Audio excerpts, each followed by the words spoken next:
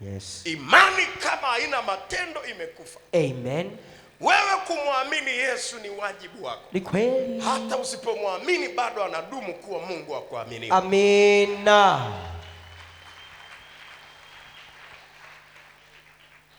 Kitakachomfanya Mungu akupandishe daraja la kuamini ni uaminifu wako. Oh yes.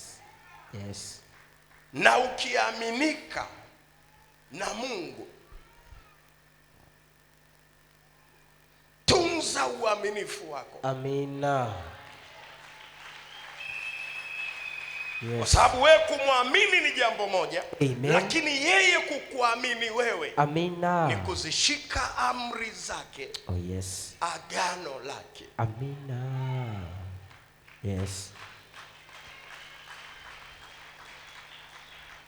Na hauwezi kutikisika. Amen. Wala kutikiswa na yoyote kama unajua namna ya kutembea na Mungu. Amina. Na usitembee naye kwenye uzee. Hey.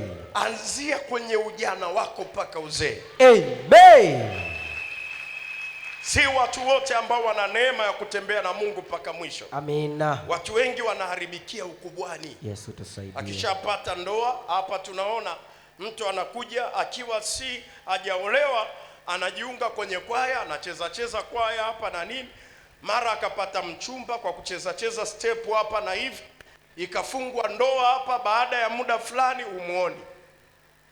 Na sio kwamba umuona, anakuwa ibadani lakini anakuwa kule. Yes. Si amekuwa mke wa mtu saa hizi.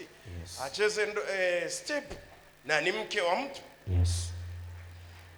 Maana hicho ndicho ulichokuwa unakitafuta na kimekuwa bora kuliko agano lako na Mungu. Yes. Lazima ifike mahali ufunge agano na Mungu. Amina. Kwamba si ndoa itakayonitikisa kwenye agano langu. Amina. Wala sio utajiri. Yes. Utanipa pesa, kiburi si nitakuwa nacho, bado nitabakia yule yule. Amen.